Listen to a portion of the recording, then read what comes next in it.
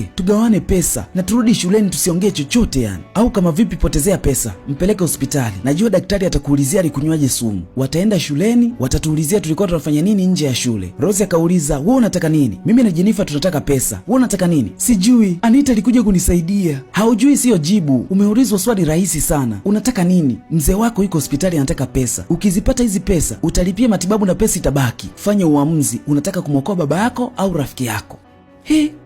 Debbie hakuwa na namna tena, akaiona roho ya rafiki yake kipenzi inaondoka ili aokoe tu roho ya baba yake mzazi. Inauma kishenzi hii. Kwa upande wako ungechagua nini hapa? Roho ya rafiki yako au roho ya baba yako? Tuandikie hapo chini. Ikabidi waje kuchimba kaburi ya mziki Anita. Deborah anaogopa kishenzi muda wote ni kilio tu. Chezea kuua mtu wewe. Washikaji zake ni kama wamezoea hii kazi. Muda wote wao hawana wasiwasi kabisa. Wanachowaza ni kumzika tu hapa Anita. Basi bana, wakakamilisha zoezi la kumzika Anita, lakini kulikuwa na mtu ambaye alikuwa anawaona. Ni yule mshikaji aliwapa kazi akawaambia amerekodi tukio zima, na kama akitoa taarifa polisi basi atawapa ushahidi wote kuwa wao ndio walimuua Anita na wakamzika. Akawataka akae kimya, wasimwambie mtu yoyote yule, kisha akawatumia mkwanja wao. Wamekamilisha kazi waliotumwa. Inasikitisha sana hii.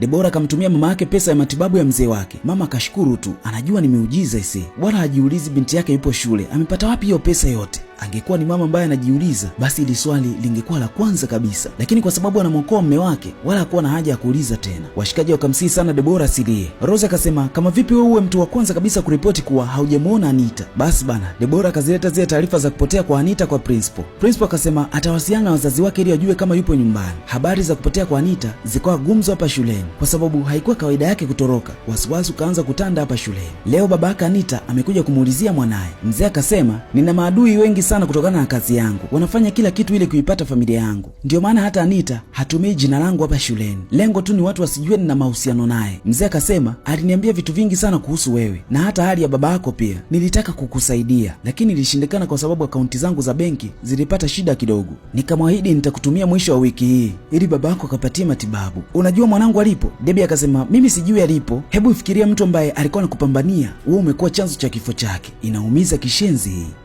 Deborah alikuwa anajutia kwa kile ambacho alimfanyia rafiki yake. Hajui afanye nini sasa hivi. Mzee bado hajui mwanae yuko wapi hadi hivi sasa, kwa sababu ni mtoto pekee ambaye yuko naye kwa sasa duniani. Leo tena mzee amerudi shuleni. Deborah alipomuona tu akataka kukimbia Sikujua kama uko hapa. Vipi? Maaskari wamepata chochote? Hapana. Mzee akasema yupo hapa kuzungumzia maaskari. Jana niliota mwanangu anakuita jina lako huko analia sana. Nimekuja kukuuliza tena. Haujui kabisa mwanangu yuko wapi? Mzee, sijui. Anita ni rafiki yangu. Nampenda sana. Ningekuwa najua chochote, ningekwambia. Sasa leo Deborah wakati anaongea na mamake hapa, akatokea Anita alipiga kelele kama mpumbavu hapa. Mbio zikawa nyingi yani. Alipofika hii mitaa